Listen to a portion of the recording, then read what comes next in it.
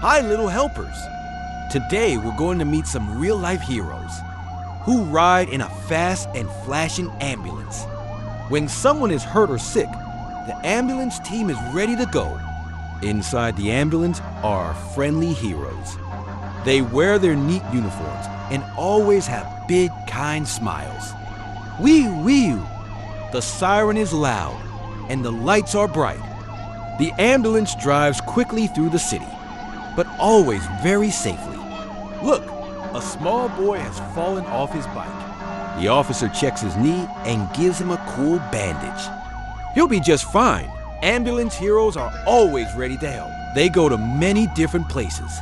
No matter where someone needs help, the ambulance team is there in no time. They carry special tools to check heartbeats, clean small cuts, and even help people feel better right away. Ambulances are very important. They help people stay safe and get to doctors quickly. Isn't that amazing? So remember, when you hear wee wee, it's the sound of kindness and help coming your way. Maybe one day, you'll be a helper too. See you next time, little heroes. Stay safe and keep smiling.